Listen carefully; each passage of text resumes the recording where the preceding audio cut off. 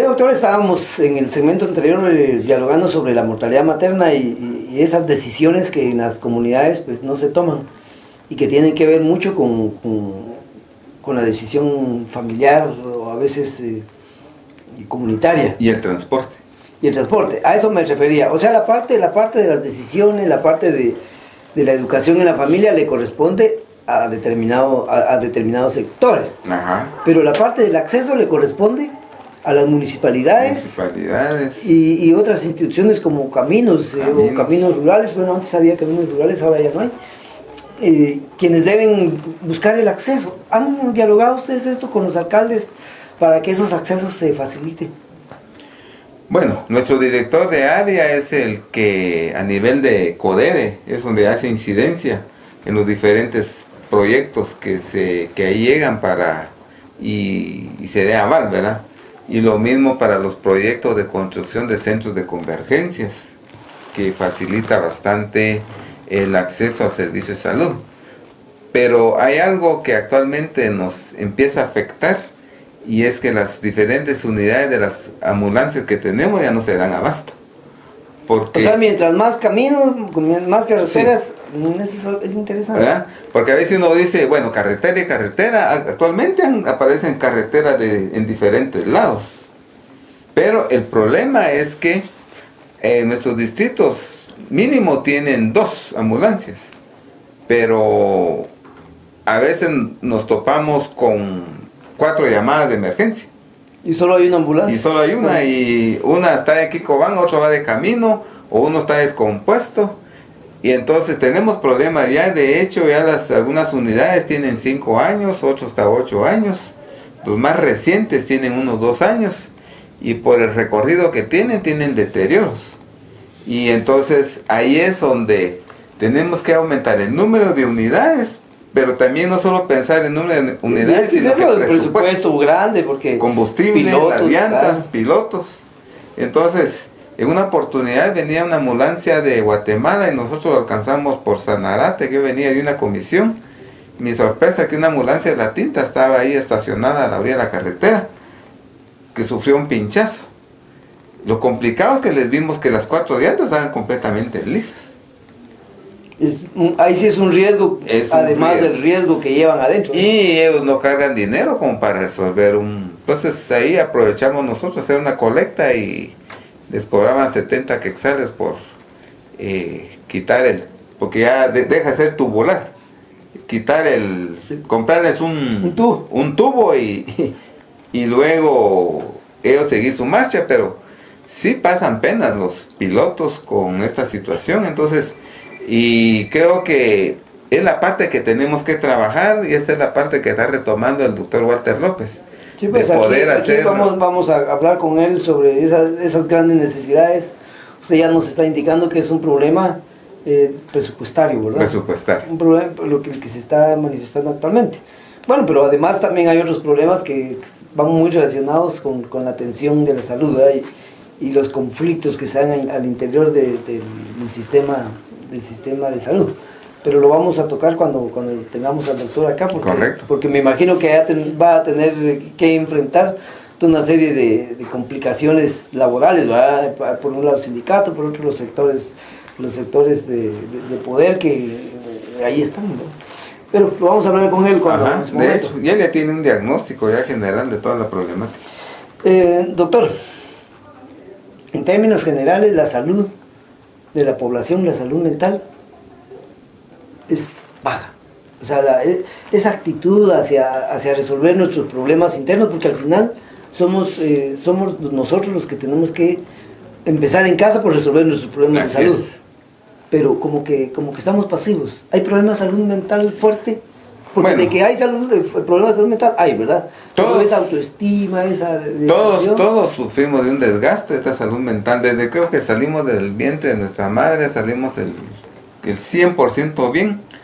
Pero en el momento que nos empezamos a relacionar con la sociedad, empieza el desgaste de la salud mental.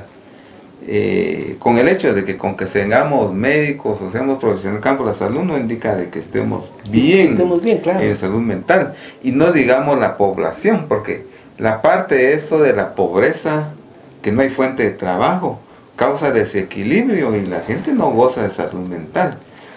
Y principalmente eso, además de la violencia común que se da en la calle, pero está la violencia intrafamiliar, la violencia sexual que ha aumentado.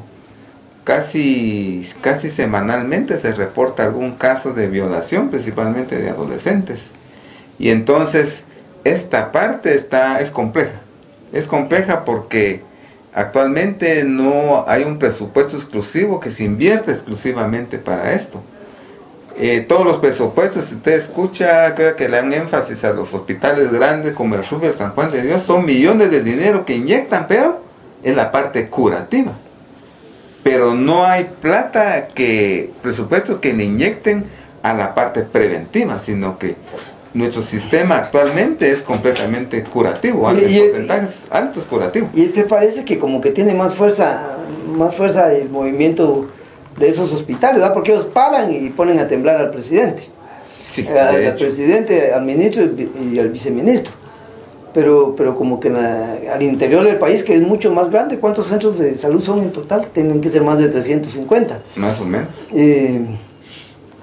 Están abandonados, pero nadie dice nada y no paran, y ahí todo igual, ¿verdad? No, y si paran no hay efectos. No hay efecto. El año pasado, a la experiencia que pasaron 2 meses en paros laborales por algunas exigencias de mejoras de salario, y no pasó nada, pues. Yo creo que los medios de comunicación no cubren eso, fíjese.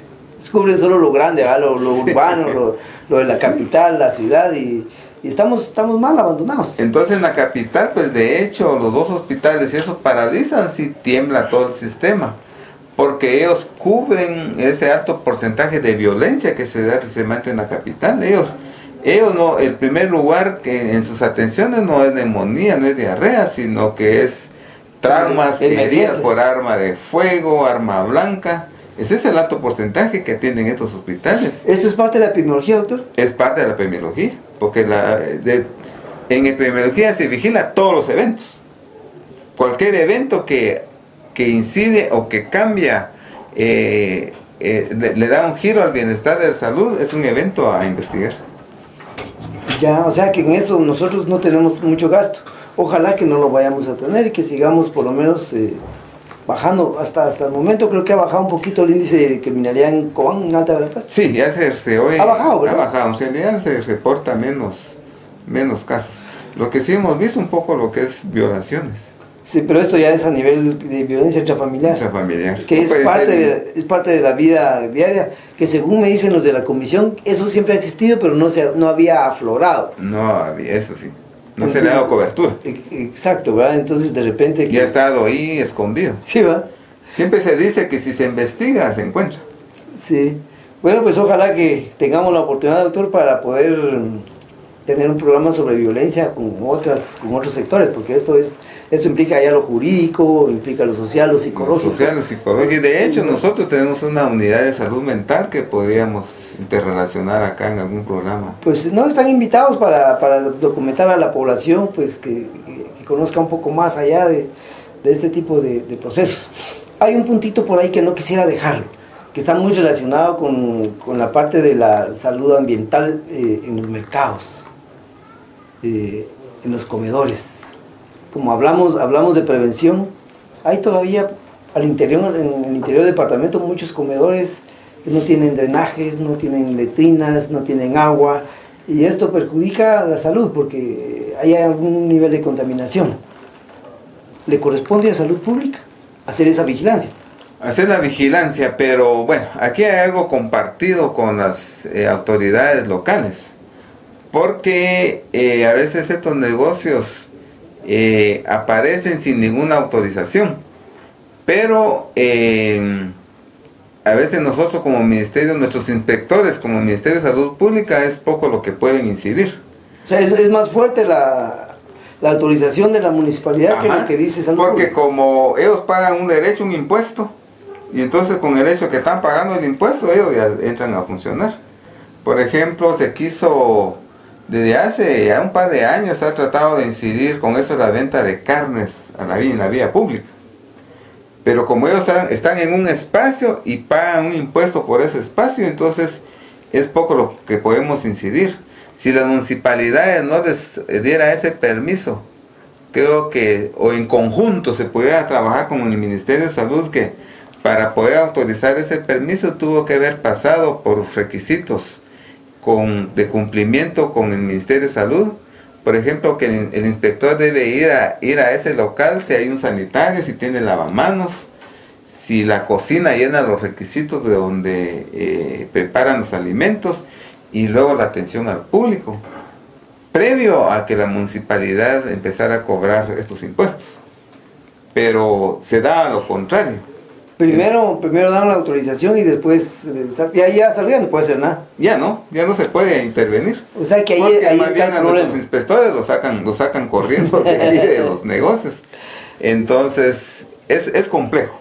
En realidad es complejo. Creo que lo mejor es poder trabajar en equipo con las instituciones para poder hacerle frente a los problemas. Pero no se trabaja, doctor. A mí me da lástima como los comunes, ¿verdad? Que son las instancias donde se discuten los problemas, donde deberían de discutir los problemas. Nunca salen problemas a discutir. Todo el tiempo solo es el informe de la carretera, el informe del centro de convergencia, el informe de la escuela.